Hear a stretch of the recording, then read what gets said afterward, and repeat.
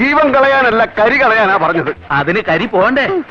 ഷോൺ ജോർജ് ഇവിടെ പറഞ്ഞിട്ടുള്ള ഒരു വാക്ക് ഞാൻ പ്രത്യേകമായിട്ട് എടുത്തു കളിയാണ്, കൊട്ടേഷൻ. ആ കൊട്ടേഷൻ ആരാണ് ഏറ്റെടുക്കുന്നത് എന്ന് ഷോൺ ജോർജ് സ്വയം പരിശോധിച്ചാൽ മതി. ആ കൊട്ടേഷന്റെ പല വിവരം ഞങ്ങൾ എടുക്കേണ്ടത്. ഒന്നുകൂടെ കാണിച്ചേ. കൊട്ടേഷൻ എടുത്തുകൊണ്ട് ഒരു പാർട്ടി നേതാവിനെ, CPM-ന്റെ നേതാവിനെ കരിവാരി തേക്കാനുള്ള ഒരു യത്നവും വിജയിക്കാൻ വേണ്ടി പോകുന്നില്ല. ഒരച്ചൊരച്ച് അവന്റെ തോല് പൊളിക്ക്. ഇത് കരിയല്ല, അവന്റെ തൊലിയുടെ നിറവാ, പോകുകയല്ല. പിണറായി വിജയന്റെ പൊതുജീവിതം ആളുകൾക്ക് മുമ്പിൽ ഒരു തുറന്ന പുസ്തകമാണ്. അത് മാത്യു കുഴൽനാടനോ ഏതെങ്കിലും കോൺഗ്രസ് നേതാക്കന്മാർക്കോ അല്ലെങ്കിൽ ഷോൺ ജോർജിനെ പോലെയുള്ള ആളുകൾക്കോ ചിന്തിക്കാൻ പോലും കഴിയാത്ത നിലക്ക് അത്രയും സുതാര്യമായിട്ടൊരു പൊതുജീവിതത്തിന്റെ ഉടമയാണ് സഖാവ് പിണറായി വിജയൻ.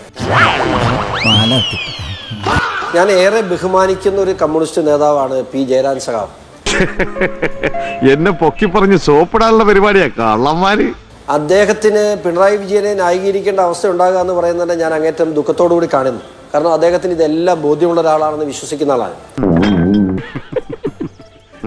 വീണ വിജയന് പണം കൊടുത്ത CMRL കമ്പനിക്ക് കുഴപ്പമില്ല, വീണ വിജയനും കുഴപ്പമില്ല, പിന്നെ ആർക്കാണ് കുഴപ്പം? അത് അദ്ദേഹം ചോദിച്ചു.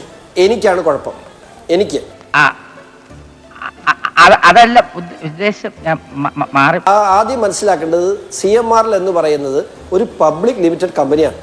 അതിന് ഷെയർ ഹോൾഡേഴ്സ് ഉണ്ട്. അത് വീണ വിജയനും അല്ലെങ്കിൽ CMRL കമ്പനിയും കൂടെ സൗകര്യമുള്ളത് കാണിക്കാൻ പറ്റുന്ന കാര്യമല്ല.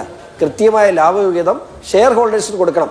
അതിൽ വെറും 2 ഷെയറേ ഉള്ളെങ്കിലും ഞാനും ഒരു ഷെയർ ഹോൾഡറാണ്. അതുകൊണ്ട് മറ്റുള്ളവർക്ക് എന്ത് കാര്യമെന്ന് ചോദിച്ചാൽ കാര്യമുണ്ട്, എനിക്കും കാര്യമുണ്ട്. 13.14% ഈ CMRL കമ്പനിയുടെ ഷെയർ ഹോൾഡ് ചെയ്യുന്നത് സംസ്ഥാന സർക്കാരാണ്. അത് അങ്ങേക്ക് അറിയില്ല എങ്കിൽ പറഞ്ഞു തരുന്നു. ഇതിൻ്റെ ഷെയർ ഹോൾഡ് ചെയ്യുന്ന സംസ്ഥാന സർക്കാരിന് കൂടി ഉടമസ്ഥയിലുള്ള 13% സംസ്ഥാന സർക്കാരിന് ഷെയർ ഉള്ള ഒരു കമ്പനിയിൽ നിന്നാണ് വീണ വിജയൻ ഈ പണം അനധികൃതമായി കൈപ്പറ്റിയിട്ടുള്ളത്.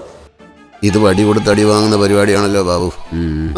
പിണറായി വിജയൻ അങ്ങ് പറഞ്ഞ പോലെ അജയനായ നേതാവാണ്. എത്രയോ കാലമായി കമ്മ്യൂണിസ്റ്റ് പാർട്ടിയെ അടക്കി ഭരിക്കുന്ന നേതാവാണ്. 10 വർഷക്കാലം കേരളത്തിന്റെ മുഖ്യമന്ത്രിയായിരുന്ന നേതാവാണ്. സ്വാഭാവികമായി എൻഫോഴ്സ്മെന്റ് ഡയറക്ടറേറ്റിന്റെയും CBIയുടെയും റെയ്ഡ് നടക്കും എന്ന് ബോധമില്ലാത്ത ആളൊന്നുമല്ല പിണറായി. അതുകൊണ്ട് അദ്ദേഹത്തിന്റെ വീട്ടിൽ നിന്നും, അത് അടച്ചിട്ടിരുന്ന വീട്ടിൽ നിന്നും, റിയാസിന്റെ വീട്ടിൽ നിന്നും, മിനിങ്ങാന്ന് പിണറായി വിജയൻ താമസം മാറ്റിയ ബേക്കർ ജംഗ്ഷനിലെ വീട്ടിൽ നിന്നും എന്തെങ്കിലും കിട്ടുമെന്ന് കരുതിയാണ് ED റെയ്ഡ് ചെയ്തതെന്ന് പറയാൻ EDയും പൊട്ടന്മാരല്ല എന്ന് പറയാൻ ഞാൻ ആഗ്രഹിക്കാൻ. കോന്നുകുട്ടി,